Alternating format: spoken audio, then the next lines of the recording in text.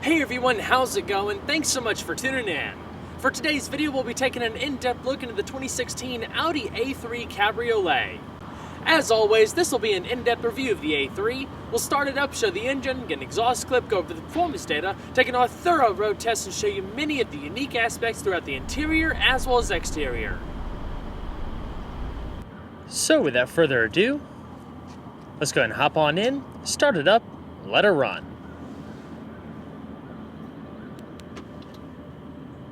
A keyless entry and ignition system comes standard on the A3 Premium Plus and Prestige. It's an optional feature on the Premium trim. You can just keep the key fob in your pocket and use the touch sensors on the door handles to lock and unlock the vehicle. This example is finished in brilliant red paired to a black cloth roof and a black leather interior. We'll discuss more details regarding pricing and optional features as we go through the video.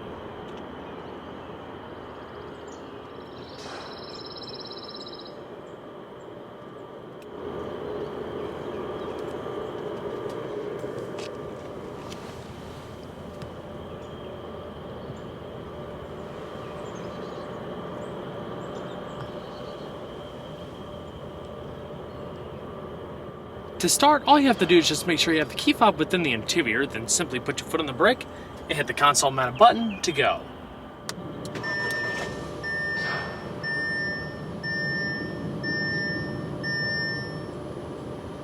The A3 features electromechanical speed-sensitive rack and pinion power steering with a ratio of 15.3 to 1 and a 36.1 foot turning diameter.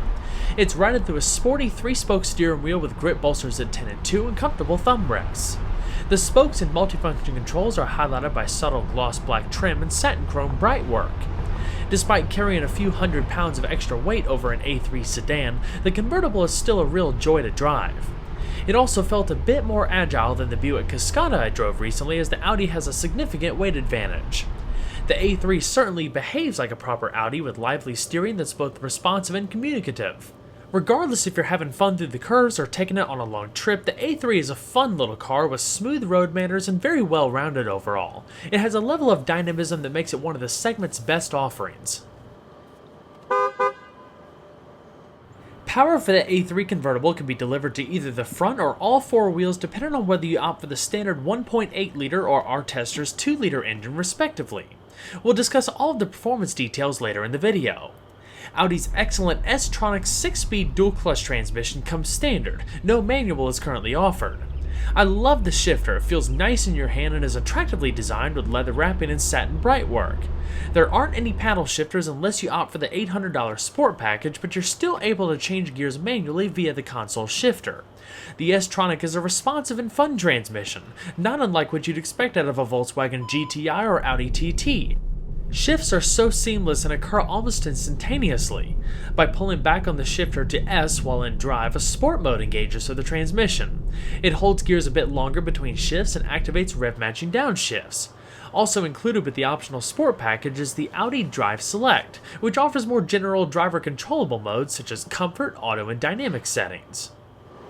Now let's go ahead and flip on the fully automatic LED accented bi-xenon headlamps, rear fog lamps, as well as the hazards. All four windows are fully automatic, and this little switch right here will raise all four up and down at the same time. Now let's go and check out the exterior.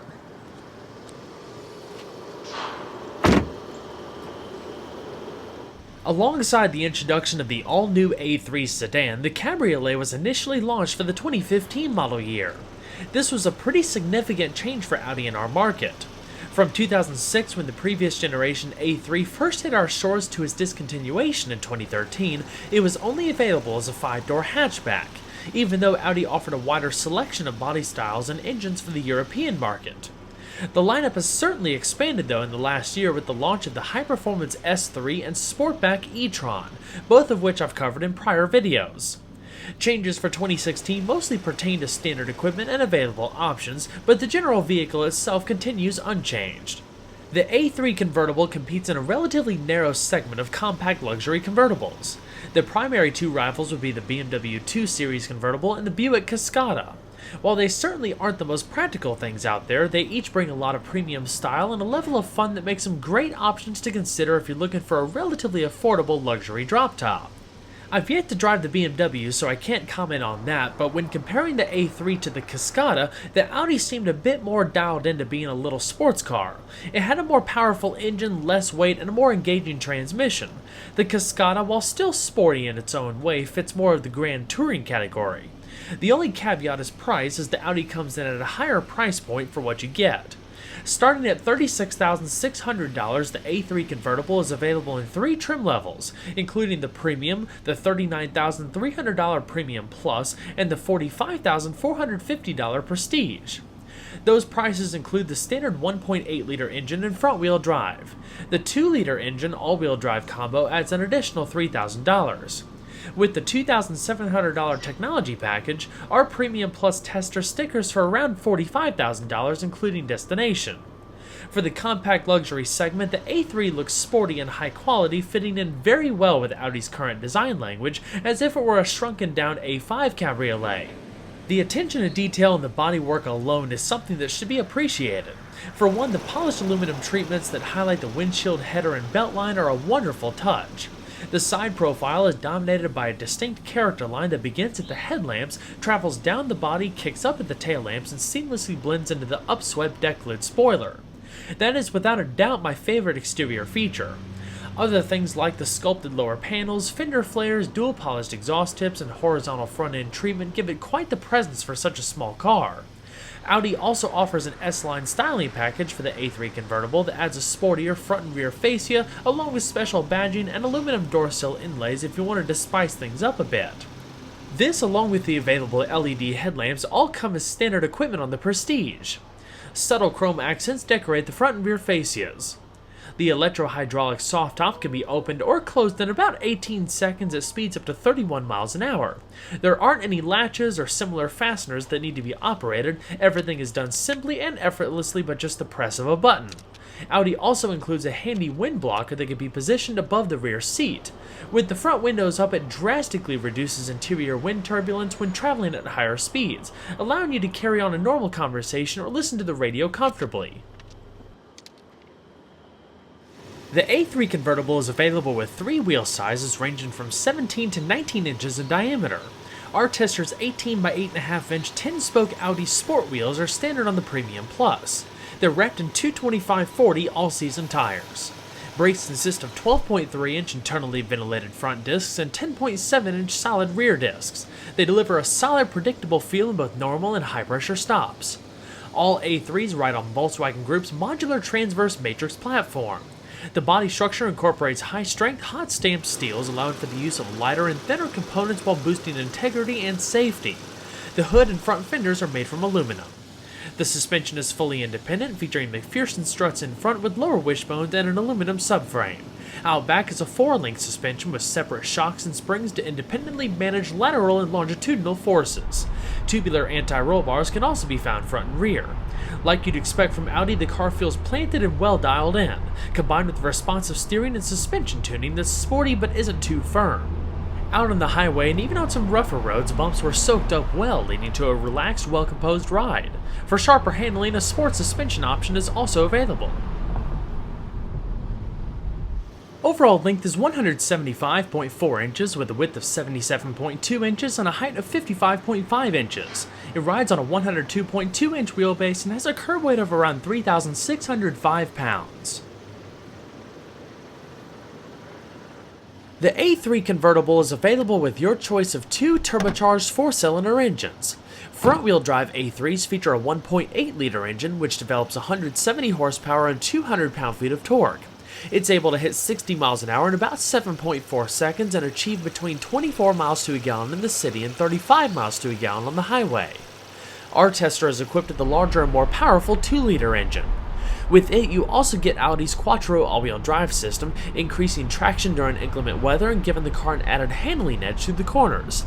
Under hard acceleration, there's no wheel spin or torque steer, everything is well controlled.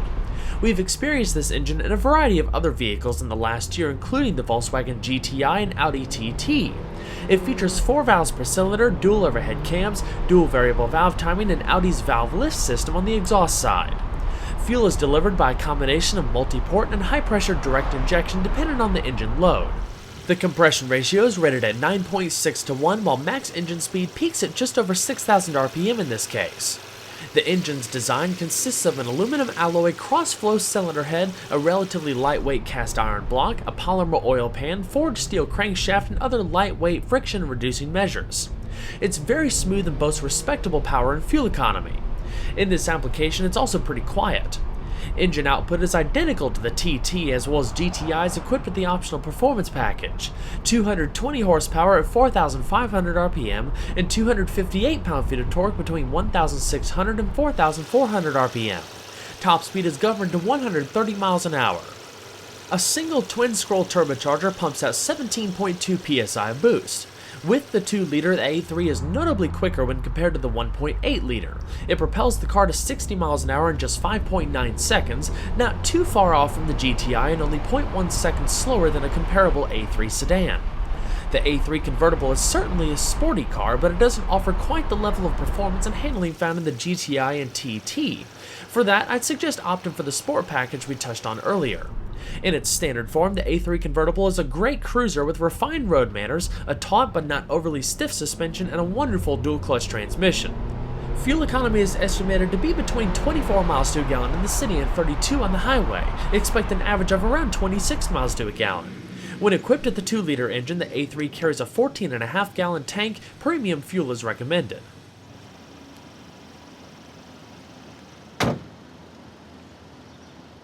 As we've talked about in prior A3 S3 reviews, Audi did a fantastic job with this interior. Despite being one of the more affordable Audis, it still feels upscale thanks to a significant amount of soft-touch plastics and padding throughout. Compared to the Buick Cascada I tested recently, itself a recent newcomer to the North American market, I thought the two cars are very similar when it came to the quality of materials. The Audi does have some nicer furnishings and a cleaner, more modern layout, but it lacks a couple of things that the Buick offers, such as powered seats and seatbelt extenders. The Audi is the more dynamic offering out of the two, but the Buick might be a better value if features are more of a priority, so definitely test drive both to see what fits you and your needs the best. Art Tester's decorative aluminum inlays across the doors and dash are certainly a nice touch. They're standard on the Premium Plus and Prestige. Leather seating surfaces come standard on all trims, as do rain-sensing wipers. The interior is available with black, titanium gray, or chestnut brown upholstery. The latter two include accent portions on the doors and center console. The A3 is also available with two seating options, including the standard ones we have here and a more aggressive set that comes with the available sport package. The dash, which appears to float over the center console, sort of reminds me of a less extreme variant of the new Audi TT. It doesn't have as much tech like the digital instrument cluster or the climate controls integrated into the air vents, but the premium look and feel carries over, especially with the circular air vents and knurled turn dials. Overall ergonomics are great, nothing feels too cluttered, and it's all pretty easy to figure out. The majority of vital controls are angled towards the driver. The MMI system might take a bit of practice, but it too is pretty intuitive. The glove box is lock-in and offers a good amount of storage space. It's lined in felt and houses a module that contains a CD player as well as two SD card slots and a SIM card slot. Powered front seats are not available on the A3 convertible. Regardless, they're easy to use and feature height adjustment and 4-way power lumbar. The standard seats are firm and supportive with good lower back support and lateral support. A tilting telescoping steering wheel is standard. The headrests are adjustable vertically, while the seatbelts have an automatic pre-tensioning feature. As far as safety, there's dual airbags up front, head and thorax airbags for the front passengers, and 2 knee airbags. Adaptive cruise control, blind spot monitoring, active lane change assist, parking sensors, and a backup camera are all optional features.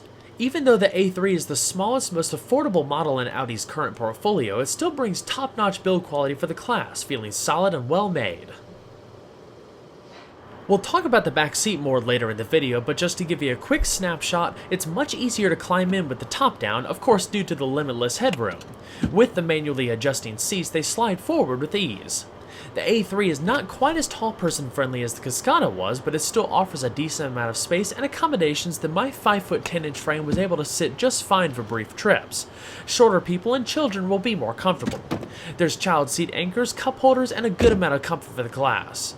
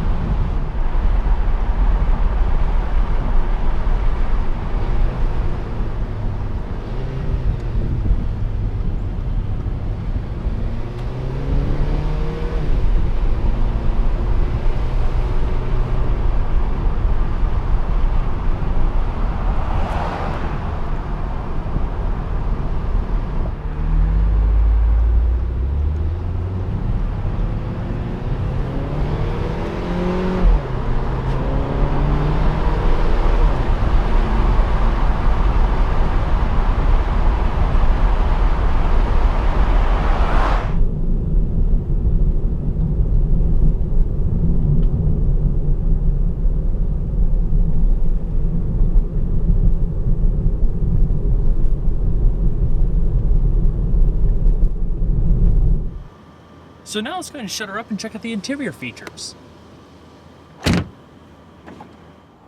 To put the top back up, you simply push down on the button.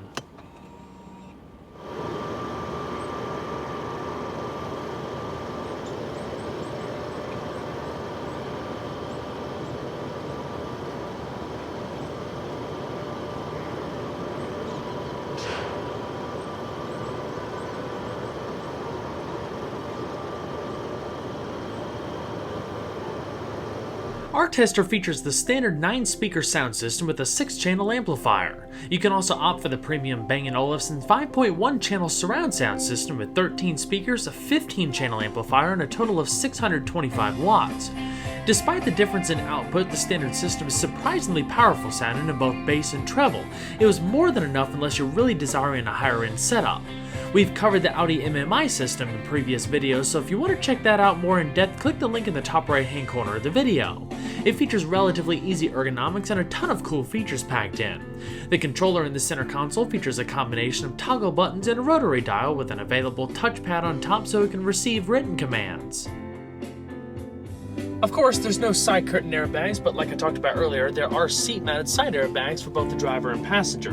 The entire windshield header is also wrapped in soft touch material. Up top, you have your visors with illumination and a card holder off to the right. The rearview mirror is auto-dimming with a compass in the top right, and in the upper stack you have interior illumination, reading lamps, and hands-free Bluetooth microphone. One of my favorite interior styling traits are the circular air vents. Each one of them has a knurled pattern on the outer edge, gives a nice tactile feel. You twist them left and right to open them and close them, and then just move around the middle to change the direction. Continuing down the center stack, this one doesn't have any adjustable drive modes or steering feedback, anything like that like I've talked about in prior Audi reviews, but you do have your activation of the front and rear parking sensors, traction control, raising and lowering the screen, and your hazards in the middle.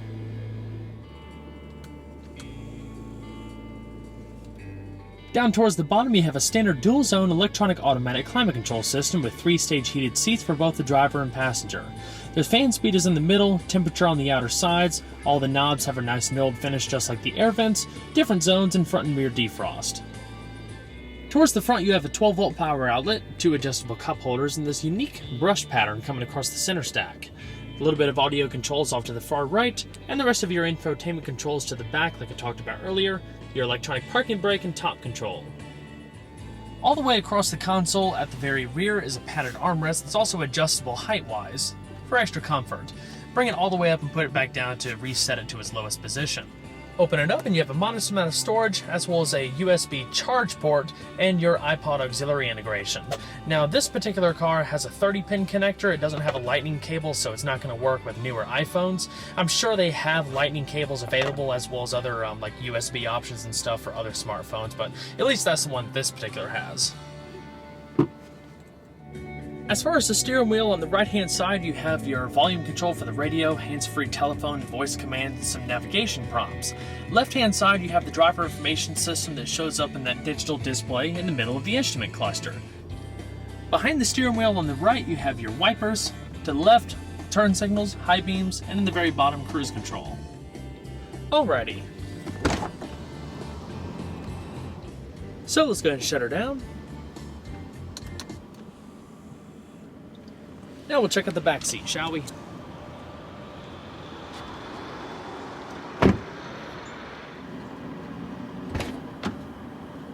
So to hop in the back seat, you just grab the handle on the upper edge of the backrest here, tip it forward, and slide it. It's very simple. The first thing that you're going to notice when climbing in, or at least since I'm able to compare it to the Cascada that I uploaded recently, it's a little bit tighter back here. I mean, the A3 is a smaller car in general. You're not going to be able to carry quite as tall of people back here. I'm 5'10" and with a comfortable seating position for myself in front. When I bring it back, the biggest hindrance is going to be leg space. I can't put it all the way back unless I spread my legs and basically just straddle the backrest here. You'd have to adjust this. Someone up front would have to be like on the shorter side to be able to make this whole environment possible, for me at least. Headroom is probably about half an inch less or so. My head is just barely touching the headliner right here, but it's pretty comparable overall. As you would expect as well, there is soft touch material back here across the upper portion, the middle portion, and the armrest. It doesn't feel quite as soft as the Cascada, but it's still pretty comparable. It's a nice environment back here for as much as you're going to use it.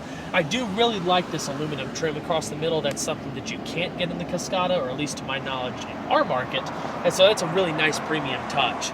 The armrest can support your whole arm, which is pretty nice. There's 2 adjustable air vents down below, storage pockets in the back of the seat, and 2 cup holders. Your seat belts are also stowed nicely away right there.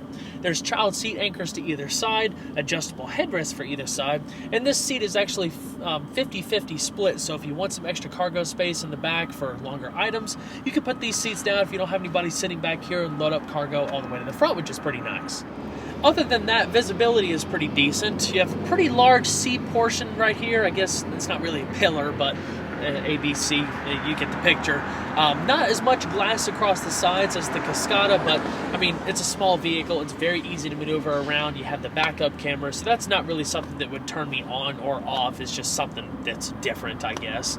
Obviously, you got to check it out in person to see what you think for yourself. But that's pretty much it for the interior. Let's go ahead and hop back out and check out trunk space.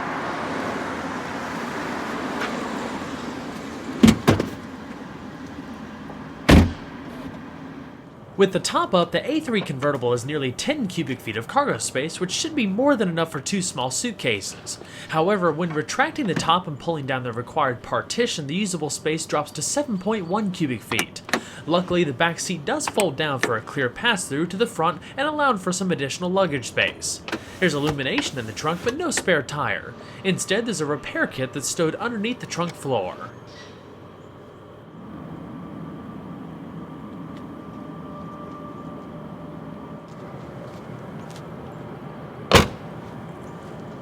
Well everyone, I hope you enjoyed the in-depth look at the 2016 Audi A3 Cabriolet. Be sure to stay tuned next time, there's always a lot more where that came from. Take care everyone.